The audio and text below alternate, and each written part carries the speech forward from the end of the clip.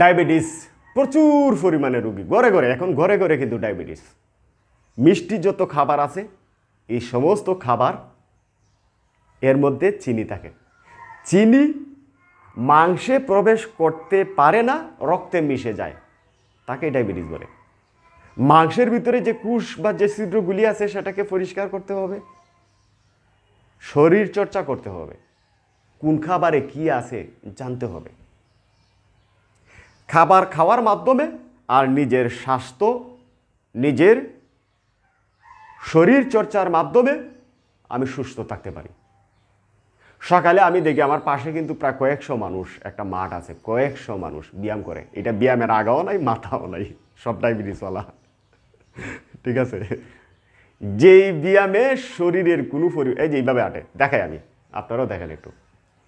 তো একজন ব্যায়াম করে আসার পরে কি এইভাবে হাঁটতে পারে নাকি এইভাবে হাঁটবে? তার শরীরে জুস থাকতে হবে, শরীরে এনার্জি নাই। আধা ঘন্টা ব্যায়াম করলে পরে শরীরে শক্তি ক্রিয়েট হয়, শরীরে প্রচুর পরিমাণের এনার্জি পাওয়া যায়। কিন্তু তারা যে ব্যায়াম করে 1 2 এইভাবে, শরীরে বিন্দু পরিমাণের পরিশ্রম হয় না, শরীর ক্লান্ত হয় না। তুই ব্যায়াম করে তো লাভ নাই, শরীর ক্লান্ত হবে, ওই টাইপের কোনো শরীর চর্চা আপনাকে করতে হবে বা পরিশ্রম করতে হবে। দেন তারপরেও যদি আপনার শরীরে ডায়াবেটিস ধরা পড়ে, তাহলে কোন কোন খাবারে আছে ডায়াবেটিস নির্মূল করা যেতে পারে, সেটা ইউটিউব ডাক্তার থেকে আপনি জেনে নিতে পারেন। আহকামুল হাকিমিন একটা ডুমুরকে নিয়ে 8 বার কসম কাটলেন কেন? এর ভিতরে কি পাওয়ার আছে, কি শক্তি আছে, কি করতে পারে? ডুমুরকে নিয়ে আমি একটু রিসার্চ করা দরকার। এর ভিতরে কি পাওয়ার আছে, কি শক্তি আছে, আমাকে খুঁজে দেখতে হবে।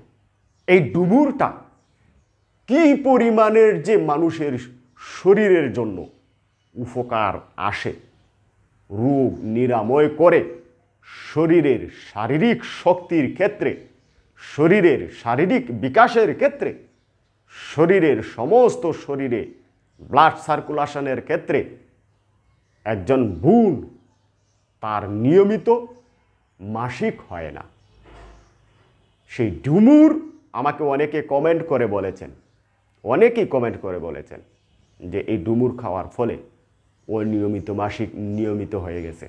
আবার অনেকে সাদা স্রাবের বিষয় নিয়ে কথা বলেন। তো ডায়াবেটিসের ক্ষেত্রে, সাদা স্রাবের ক্ষেত্রে, অনিয়মিত মাসিকের ক্ষেত্রে ডুমুরের কোনো বিকল্প নেই। পাহাড়ের মধ্যে যে ডুমুরটা হয় সেই ডুমুরটা কিন্তু অত্যন্ত উপকারী। আমাদের দেশে যে ডুমুরটা পাওয়া যায় সেই ডুমুরও 20% কাজ করবে, আপনি খেয়ে দেখতে পারেন। সেটাকে রাতে সিদ্ধ করে 1 গ্লাস পানি আপনি খাবেন, দেশিটা, যদি পাকা হোক আর কাঁচা হোক যেভাবে খুশি, সিদ্ধ করে 1 গ্লাস পানি খাবেন। ঠিক আছে, বিদেশিটা যদি হয় তাহলে ডুমুরটা সহই আপনি খেয়ে ফেলবেন। এবং সকালে অবশ্যই শারীরিক পরিশ্রম করবেন, 8টায় খাবেন, 10টায় ঘুমাবেন। 14 দিন এই নিয়মটা মেনে চলেন, আপনার ডায়াবেটিস বলেন, অনিয়মিত মাসিক বলেন, আপনার সাদা স্রাব বলেন, কিছু না কিছু নির্মূল হবেই হবে ইনশাআল্লাহ।